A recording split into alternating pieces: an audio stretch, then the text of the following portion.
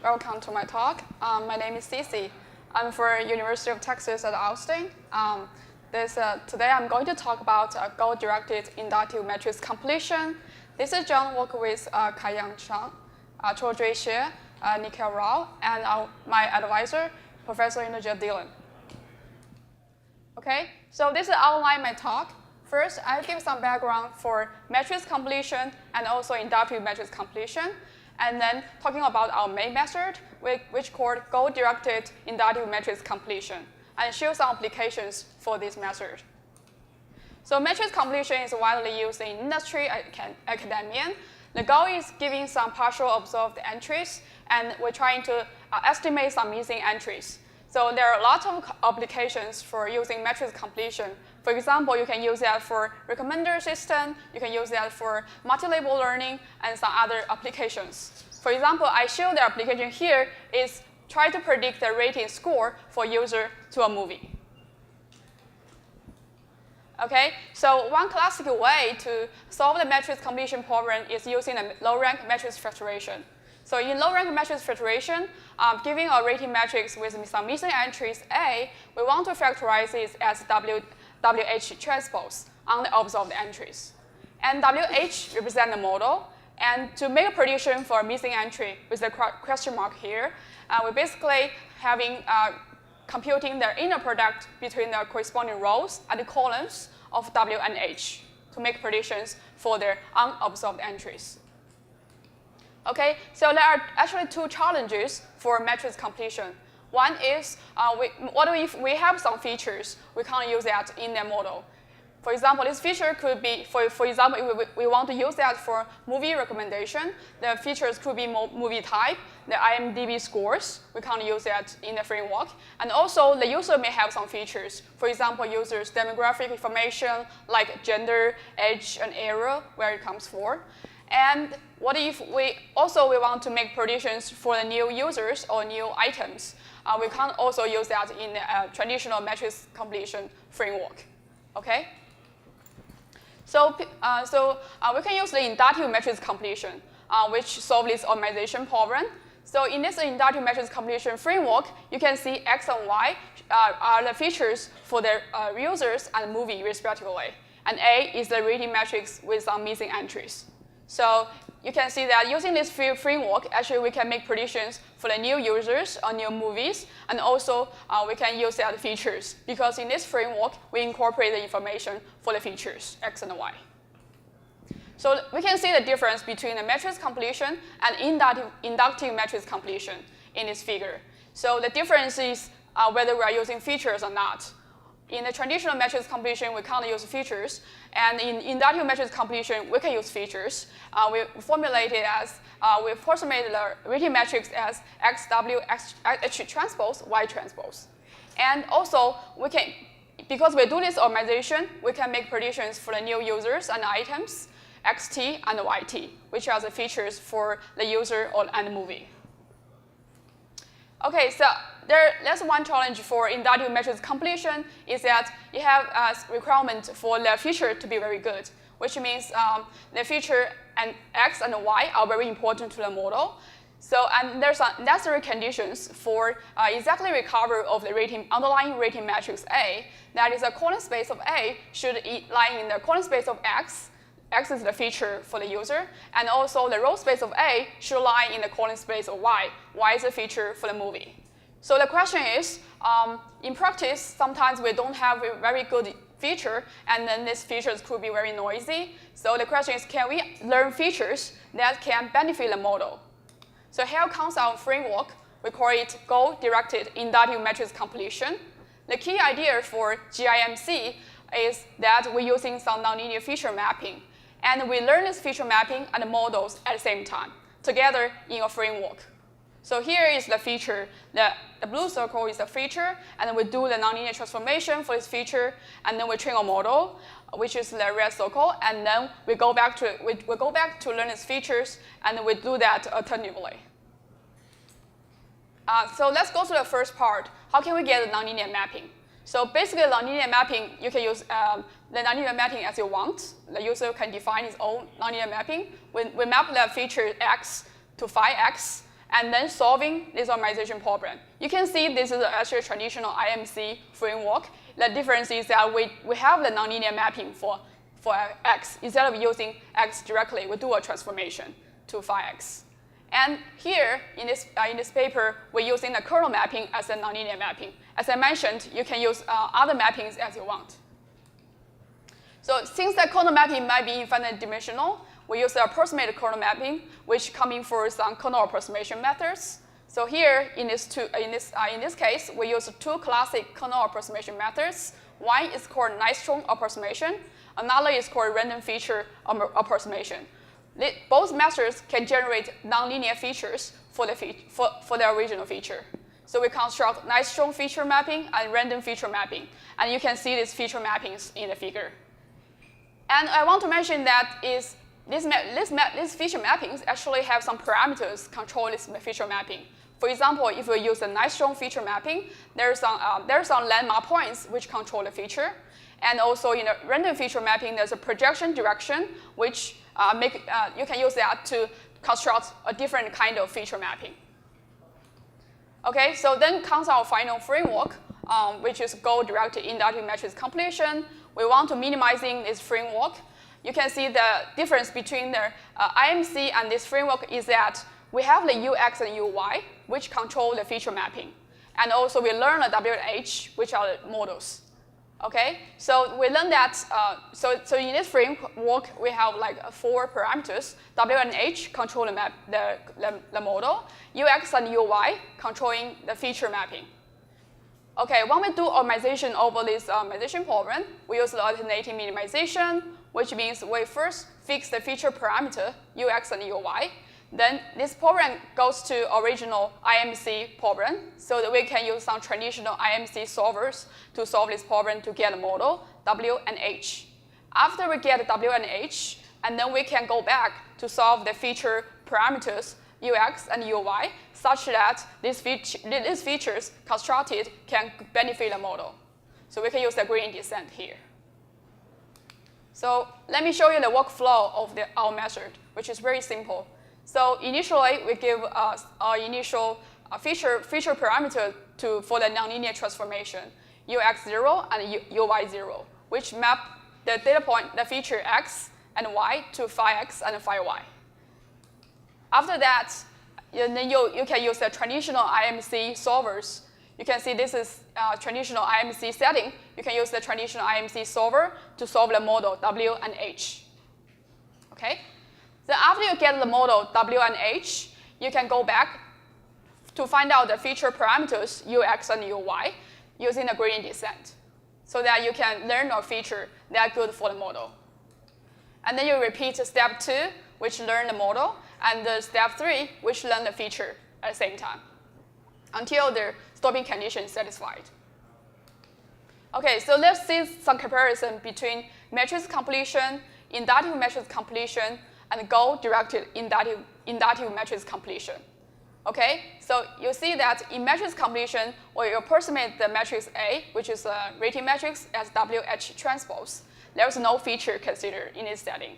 Okay, in the inductive matrix completion, we consider using the feature X and Y, and we approximate A as the XWX transpose, Y transpose. But we just use the feature directly. So if the feature are very noisy, sometimes the feature will not be very beneficial.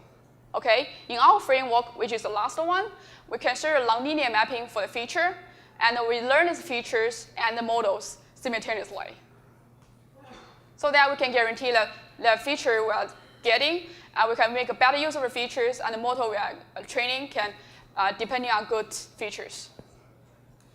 Okay, so let me show some applications of this model. First, we generate some synthetic data.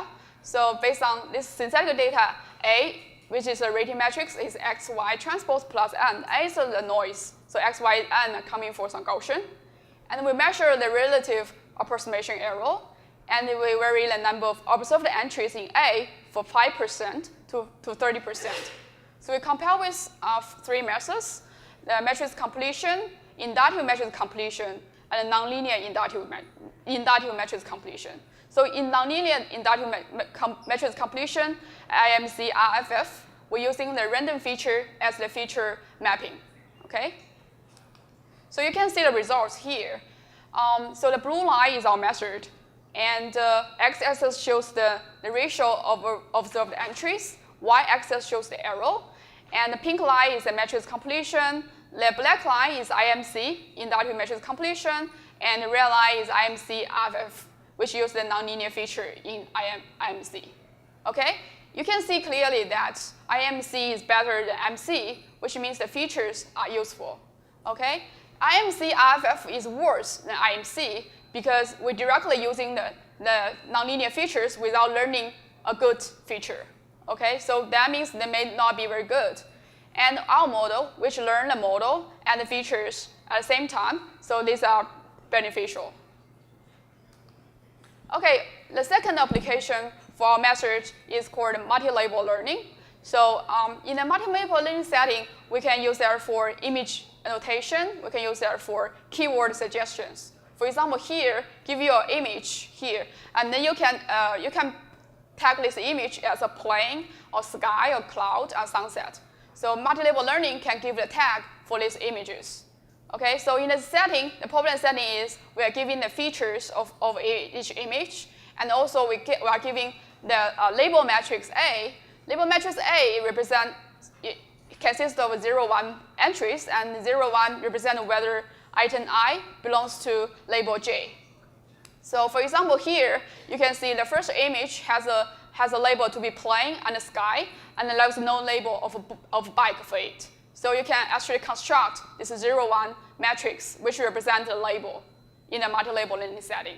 Okay, the goal is we want to predict the new items labels. Okay, so suppose we're giving a new image, what's a label for these images? Okay. So you can see that we can using our framework to solve this problem. So there's some special case of this problem because, okay, so we only have row features. Okay, so which means we just have one side of feature without two sides of feature. Another way to think about this problem is we can think that another side of feature is all mapped to identity matrix. And also, there's no missing entries in the label matrix A.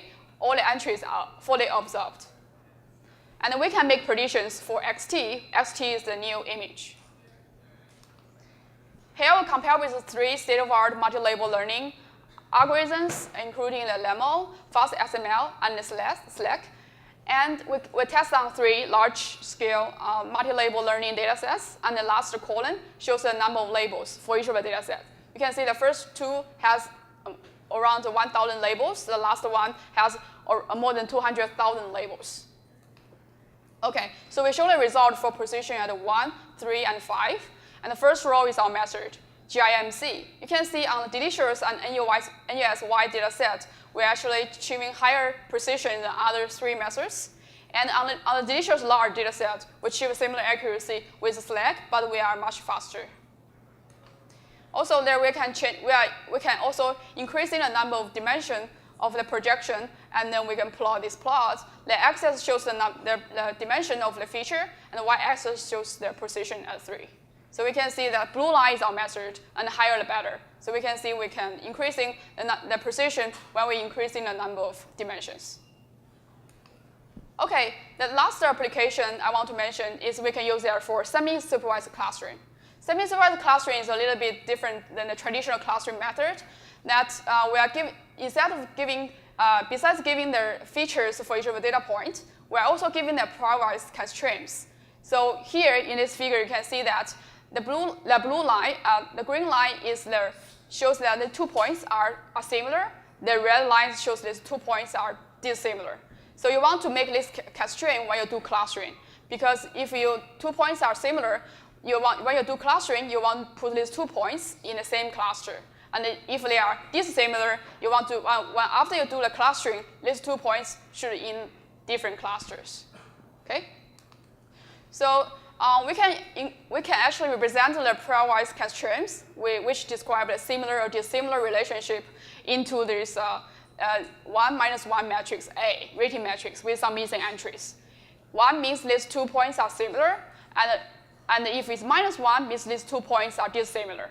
After we complete this matrix using some matrix completion technology, and then we can perform the clustering on this matrix to get the final clustering results. Okay, so for the first step, which use the completion of the matrix, we can use our method GIMC. We show the result on clustering error rate. The last column, GIMC LFF, is our method. You can see that our method can achieve lower clustering error rate than other three methods, K-means, MCCC, which use the inductive matrix completion, and IMC FF, which use the nonlinear inductive matrix completion. Okay. Here, let me conclude my talk. So we talk about matrix completion and inductive matrix completion and their challenges. Also, we proposed the goal-directed inductive matrix completion, which considers the nonlinear mapping and learn the nonlinear mapping and models at the same time to benefit the model.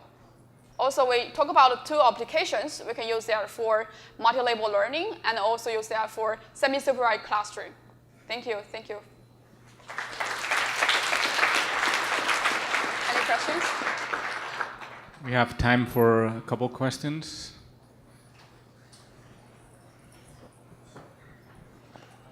Hi, interesting talk. I'm wondering, like in the, you compare IMC with the GIMC, which in the IMC use the raw feature. This one? Yeah. So my question is basically, have you ever tried like first learn the better representation from the raw feature first, and then apply IMC and compare to GIMC? Sorry, I don't get it. So can you repeat again? Yeah, sure. So like in the IMC use raw feature, it's no feature mapping, right? Okay. I'm wondering like whether you can, like in the image example you show, use a raw image pixel. But what you can do is you can, let's say, apply deep learning to learn a better representation of the image first, and then try IMF on top of it. Yes, yes. Yeah. Yeah, I think we also have some experiment on that using extract the features of an image using some deep learning thing and then run the IMC. Right. Yeah, so we don't show that here, but yeah, still the GIMC is better than IMC within that features. Yeah. Oh, okay. Yeah. Okay, cool. Thanks. So thank you. This is a great talk. So I have a quick question. So when you're saying you are learning the features, you're actually trying to find the parameters of nonlinear mapping, right? Yes. So is the choice of that nonlinear mapping important, and how does that affect the performance of your algorithm? Yeah, I think the nonlinear mapping, so you can't use nonlinear mapping here because they will not make any sense. Well, because GIMC will go back to IMC if we use the linear mapping. Mm-hmm. Okay, so nonlinear mapping works because you have sometimes the real data are really nonlinear. Okay, so also you can show experiments we compare with IMC, which use the linear mapping all day. Yeah, and another thing is IMC is that the features may be very noisy, so you have to do some nonlinear transformation to make the feature to be good to the model.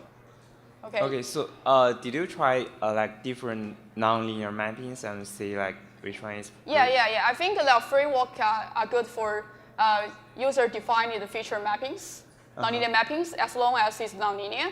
And here we only try 2 of them, and it works well. So yeah, I think if you want to try other feature mapping, as long as this framework is okay. We do have time for more questions. So.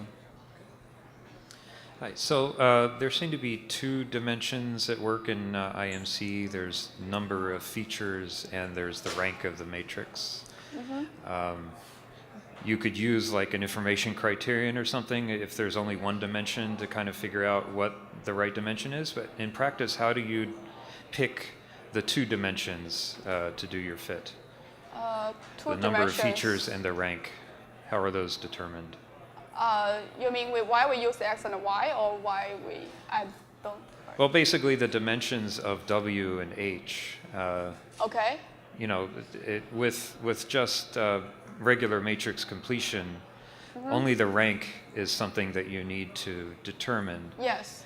But in IMC, you've got 2 dimensions that you have to pick. How do you pick the 2 dimensions? I think as I mentioned, the more features you're getting, like the dimension, the larger the dimension is, like I show here, the better performance is.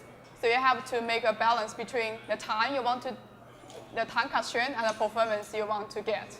So that normally the higher dimension for the features, the better model you will get. So there's you don't end up, there's no danger of overfitting if you pick too many features or something. Yeah, we like have that. some regularization to control the overfitting. Yes. Okay. Okay, thank you. So thank you everyone, and this concludes our session. So thank our speaker again.